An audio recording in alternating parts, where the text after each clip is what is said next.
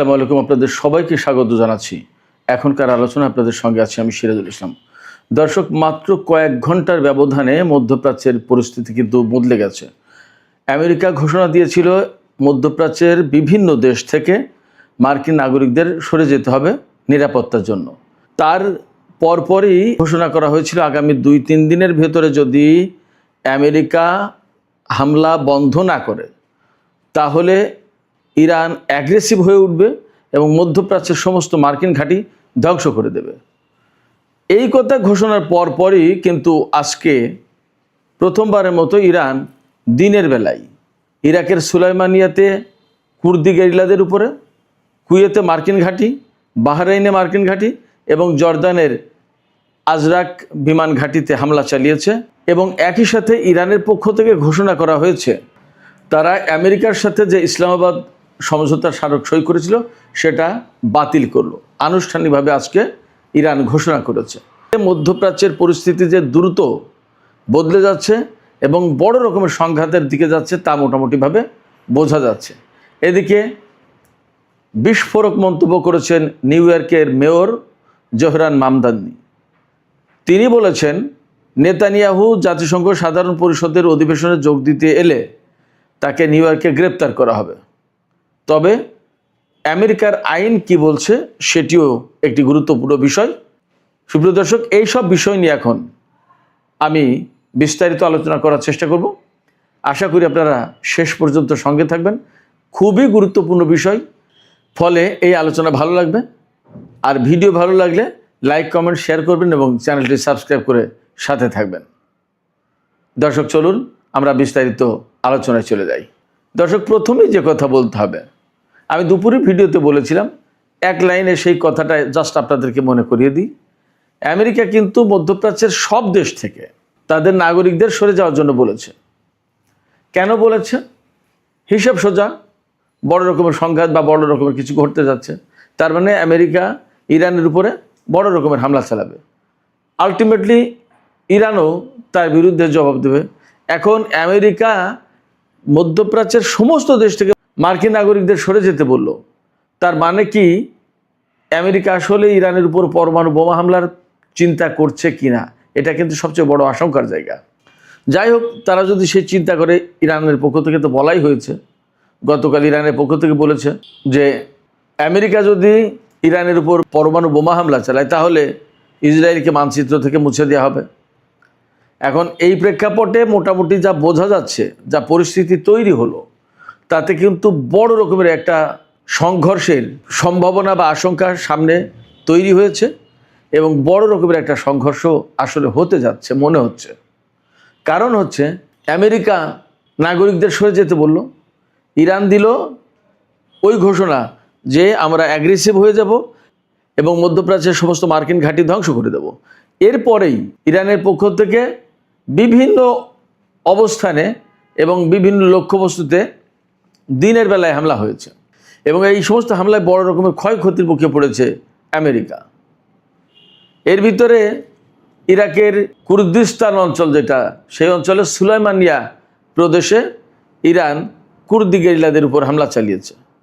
সেখানে ইরানের কুর্দিরা জট পাকায়, ষড়যন্ত্র করে ইরানের বিরুদ্ধে স্থল অভিযান বা সন্ত্রাসী হামলার পরিকল্পনা করছিল, দিয়েছে সেখানে হামলা চালিয়ে ইরান।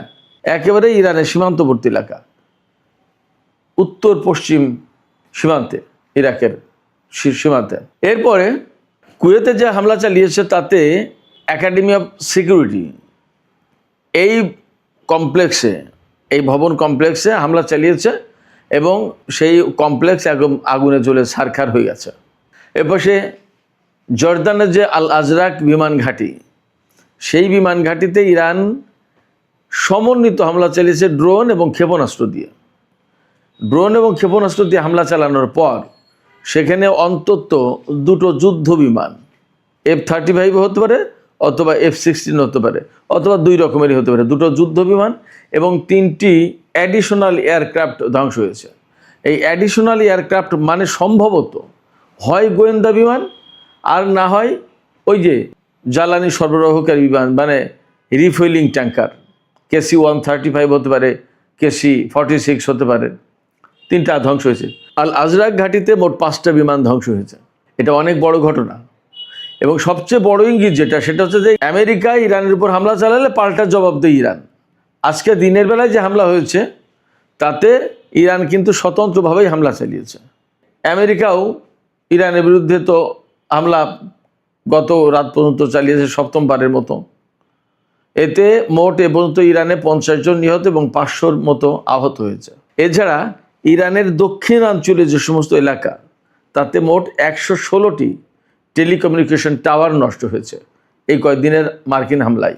তো এই প্রেক্ষাপটে বা এই অবস্থার ভেতরে ইরানের পক্ষ থেকে আজকে ঘোষণা করা হয়েছে যে ইরান আনুষ্ঠানিকভাবে আজকে থেকে ইসলামাবাদ সমঝোতা স্মারক থেকে বের হয়ে গেল।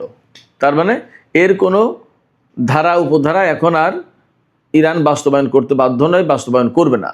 এ কয়েকদিন যদিও আমেরিকা এবং ইরানের ভেতরে যুদ্ধ ছিল, কিন্তু ইরান এই চুক্তি বাতিল করেনি। আমেরিকা বলেছিল যে ডিল ইজ ওভার, মার্কিন প্রেসিডেন্ট ডোনাল্ড ট্রাম্প বলেছিল, কিন্তু ইরানের পক্ষ থেকে এরকম কোনো ঘোষণা দেওয়া হয়নি। আজকে আনুষ্ঠানিকভাবে ঘোষণা দেওয়া হয়েছে। এই ঘোষণা দিয়েছেন ইরানের অন্যতম উপপররাষ্ট্রমন্ত্রী কাজেম গরিবাবাদী। সেই অনুষ্ঠানে সম্ভবত জাতীয় সংসদের স্পিকার বাকের কলিবাবও ছিলেন। যাই হোক, এই যে ঘোষণা, এই ঘোষণা কিন্তু অনেক বড় ঘোষণা, যেখানে কূটনৈতিক উপায়ে নতুন করে আবার উদ্যোগ নেওয়া হবে কিনা শান্তি প্রতিষ্ঠার বা দুই পক্ষের ভেতরে একটা মীমাংসা করার, সেই জায়গায় ইরানের পক্ষ থেকে আজকে এই ঘোষণা মানে হচ্ছে ইরান একেবারে চূড়ান্তভাবে যুদ্ধের দিকে চলে গেল। এপাশে পাকিস্তানের পররাষ্ট্রমন্ত্রী আজকেও বলেছেন যে ইসলামাবাদ ঘোষণা বাস্তবায়ন করা উচিত, এর আলোকে শান্তি প্রতিষ্ঠার চেষ্টা করতে হবে, কিন্তু ওপাশে ইরান সমঝোতা স্মারক বাতিল করে দিয়েছে। এপাশে পাকিস্তানে নিযুক্ত ইরানের রাষ্ট্রদূত রেজা আমিরি তিনি বলেছেন ইরানের যে সমস্ত বেসামরিক লক্ষ্যবস্তুতে হামলা চালিয়েছে এটা আমেরিকার পক্ষ থেকে এক ধরনের উন্মাদনা ছিল। এই উন্মাদনার জবাবে ইরানকে এখন ওই ইসলামাবাদ সমঝোতা স্মারক থেকে বের হয়ে আসতে হলো এবং আমেরিকার বিরুদ্ধে বড় রকমের যুদ্ধ শুরু করতে হলো। তো এই যে ইরানি কর্মকর্তাদের অবস্থান ঘোষণা, সামরিক বাহিনীর মার্কিন অবস্থানগুলোতে দিনের বেলায় হামলা, তার আগে ইরান এবং আমেরিকার পক্ষ থেকে পাল্টাপাল্টি ঘোষণা, সব কিছু মিলে মোটামুটি পরিষ্কার হচ্ছে যে মধ্যপ্রাচ্যের পরিস্থিতি কিন্তু খুব দ্রুত বদলে যাচ্ছে। এবং আমরা যে কথা বলে আসছি গত 2 দিন ধরে যে মধ্যপ্রাচ্যে চূড়ান্ত লড়াই শুরু হতে যাচ্ছে কিনা, গত রাতের ভিডিওতে আমরা বলেছিলাম, অর্থাৎ 17 জুলাই রাতের ভিডিওতে বলেছিলাম যে ইরানের পক্ষ থেকে বলা হয়েছে যে মার্কিন নৌবাহিনীর বিরুদ্ধে ইরান খুব শর্ট টাইমে চূড়ান্ত যুদ্ধ শুরু করবে এবং সেই চূড়ান্ত যুদ্ধের 0 আওয়ার, এই 0 আওয়ার একদম কাছাকাছি চলে এসেছে। তার মানে যে কোনো মুহূর্তেই ভয়ঙ্কর যুদ্ধ শুরু হতে পারে হরমুজ প্রণালীতে। তো আমরা সবগুলো ডট যদি মিলাই তাহলে দেখা যাবে যে আমাদের কথাই মোটামুটি অনেকটা ঠিক হতে যাচ্ছে। মধ্যপ্রাচ্যে বড় ধরনের সংঘর্ষ শুরু হতে যাচ্ছে এবং হতে পারে এই লড়াই একেবারে চূড়ান্ত লড়াই, যে লড়াইয়ের ভেতর দিয়ে ইরান এবং আমেরিকার মধ্যে অনেক কিছুর ফয়সালা হবে। সেই লড়াইয়ের দিকেই সম্ভবত এগিয়ে যাচ্ছে। জানি না আসলে পরিণতি কি হবে, তবে আশঙ্কা কিন্তু আমার তেমনই। সুপ্রিয় দর্শক, এ পাশে আরও গুরুত্বপূর্ণ 3টি খবর আছে অন্তত। একটা হচ্ছে নিউ ইয়র্কের মেয়র মামদানি, জোহরান মামদানি, তিনি ঘোষণা দিয়েছেন আগামী সেপ্টেম্বর মাসে ইসরায়েলের প্রধানমন্ত্রী বেনিয়ামিন নেতানিয়াহু যদি নিউ ইয়র্ক শহরে আসে জাতিসংঘ সাধারণ পরিষদের অধিবেশনে যোগ দিতে, তাহলে তাকে গ্রেপ্তার করা হবে। জাতিসংঘ সদর দপ্তর কিন্তু নিউ ইয়র্ক শহরে, আর নিউ ইয়র্ক শহরের মেয়র কিন্তু জোহরান মামদানি। অতএব তার এই ঘোষণার গুরুত্ব কিন্তু অনেক। আন্তর্জাতিক অঙ্গনে আমেরিকার সাথে ইসরায়েলের সম্পর্ক এবং নেতানিয়াহুর আমেরিকা সফর অনেক কিছুর সাথে জড়িত এবং এর গুরুত্ব কিন্তু অনেক। এই যে মামদানি ঘোষণা দিলেন, এই ঘোষণা ডেফিনেটলি ফিলিস্তিন, লেবানন বা ইসরায়েলের বিরুদ্ধে যে সমস্ত দেশ তাদের পক্ষে গেল। এখন প্রশ্ন হচ্ছে যে মামদানি নেতানিয়াহুকে আটক করতে পারবেন কিনা। এই প্রশ্ন তুলছি কেন? এই প্রশ্ন তুলছি এই কারণে যে আমেরিকা কিন্তু আইসিসির সদস্য না, আন্তর্জাতিক অপরাধ আদালত যেটা তার সদস্য না। যারা সদস্য না তাদের জন্য কিন্তু আইসিসির আইন বা কোনো গ্রেপ্তারি পরোয়ানা বাস্তবায়ন করা মাস্ট না, অবশ্যই না, ম্যান্ডেটরি না। গাজায় গণহত্যা চালানোর অভিযোগে আন্তর্জাতিক অপরাধ আদালত নেতানিয়াহুর বিরুদ্ধে গ্রেপ্তারি পরোয়ানা জারি করেছে। এই যে নেতানিয়াহুর বিরুদ্ধে গ্রেপ্তারি পরোয়ানা জারি করলো আইসিসি, এই পরোয়ানা বাস্তবায়ন করার দায়িত্ব যারা আইসিসির সদস্য তাদের। আমেরিকা যেহেতু আইসিসির সদস্য না, ফলে তারা কিন্তু এই আইন মানতে বাধ্য না। সেক্ষেত্রে মামদানি কি নেতানিয়াহুকে গ্রেপ্তার করতে পারবেন কিনা, কারণ আমেরিকা তো আইসিসির সদস্য না। এখন প্রশ্ন হচ্ছে, নিউ ইয়র্কের মেয়র হিসেবে জোহরান মামদানি আইনগতভাবে তার বিরুদ্ধে কোনো ব্যবস্থা নিতে পারবেন কিনা সেটা খতিয়ে দেখার ব্যাপার, বা আমেরিকার আইনের কোনো ফাঁক ফোকর আছে কিনা যে ফাঁক ফোকর দিয়ে নেতানিয়াহুকে গ্রেপ্তার করার ব্যবস্থা করা যায়। এইগুলো খতিয়ে দেখছেন মামদানি। তিনি বলেছেন যে আমি আইন বদলাবো না, তবে আইন বর্তমান আইনের যা আছে তা কি আছে সেগুলো আমরা খতিয়ে দেখার চেষ্টা করছি। যদি এই আইনের ভেতরে এমন কোনো অপশন থাকে, প্রভিশন থাকে নেতানিয়াহুকে গ্রেপ্তার করা যাচ্ছে, তাহলে গ্রেপ্তার করব। মামদানি আজকে কেন এই কথা বলছেন? মামদানি আজকে এই কথা বলছেন এই কারণে, তিনি মেয়র নির্বাচনের আগে এই কথা বলেছিলেন যে আমি যদি মেয়র নির্বাচিত হতে পারি আর নেতানিয়াহু যদি আমেরিকা আসে, তাহলে আইসিসির রায় বাস্তবায়ন করব, তাকে গ্রেপ্তার করব। সেপ্টেম্বর তো কাছাকাছি, জাতিসংঘ সাধারণ পরিষদের বার্ষিক অধিবেশন চলে আসছে প্রায় সামনে। এই অবস্থায় মার্কিন সাংবাদিকরা মামদানিকে জিজ্ঞেস করেছেন যে আপনি কি এখনও সেই ঘোষণার উপর অটল? নেতানিয়াহু যদি আসে তাহলে কি আপনি গ্রেপ্তার করবেন? এই প্রশ্নের জবাবে তিনি জানিয়েছেন যে হ্যাঁ, তাকে গ্রেপ্তার করার ব্যবস্থা নেব, তবে আইনে কি আছে সেটা দেখতে হবে, যদি হয়ে যায় তাহলে তাকে গ্রেপ্তার করা হবে। সুপ্রিয় দর্শক, এপাশে আরও দুটি খবর আছে, দুটোই ইসরায়েল রিলেটেড। একটি খবর হচ্ছে সিরিয়ার রাজধানী দামেস্কের মাত্র 20 কিলোমিটার দক্ষিণে সম্ভবত আল জামদালাব এলাকায় ইসরায়েল একটি হাসপাতাল নির্মাণের কাজ শুরু করেছে। সিরিয়ার ভিতরে, সিরিয়ার রাজধানী থেকে মাত্র 20 কিলোমিটার দূরে ইসরায়েল একটি হাসপাতাল নির্মাণের কাজ শুরু করেছে। এই খবর দিচ্ছে সিরিয়ান অবজারভার নামে একটি পত্রিকা, এবং মোটামুটিভাবে আলোচনা হচ্ছে বিষয়টা নিয়ে যে ইসরায়েল কি করে স্বাধীন সার্বভৌম একটি রাষ্ট্র সিরিয়া, সেই রাষ্ট্রের ভেতরে হাসপাতাল বানায়। হাসপাতালটা কেন বানাচ্ছে? ইসরায়েল বলছে দ্রুজ সম্প্রদায়ের চিকিৎসা সেবা টেবা দেওয়ার জন্য, কিন্তু সিরিয়ার দ্রুজ সম্প্রদায়ের যারা ধর্মীয় তারা বলছে যে আমরা সিরিয়ার প্রতি অনুগত, সিরিয়া আমাদের দেশ।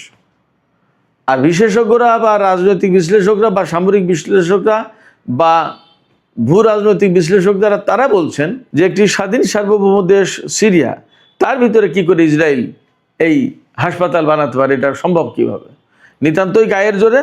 এবং বর্তমানে যিনি ক্ষমতা আছেন আল সারা বা জোলানি, তিনি হয়তো ইসরায়েলকে গ্রিন সিগন্যাল দিয়েছেন। প্রশ্ন হচ্ছে যে তিনি মুসলিমদের স্বার্থ এবং সিরিয়ার স্বার্থ রক্ষা করার জন্য তো সিরিয়ার প্রেসিডেন্ট হয়েছেন, এখন তিনি কি করে ইসরায়েলের হাসপাতাল নির্মাণের এখানে অনুমতি দেন? অথচ ইসরায়েলের সাথে সিরিয়ার কিন্তু শত্রুতা কাগজে কলমে অন্তত। এবং সিরিয়ার একটা বিরাট অংশ গোলান উপত্যকা, গোলান মালভূমি, তা কিন্তু ইসরায়েল দখল করে রেখেছে, এবং যা নিয়ে বাশার আসাদ সরকারের সাথে ইসরায়েলের ব্যাপক দ্বন্দ্ব ছিল।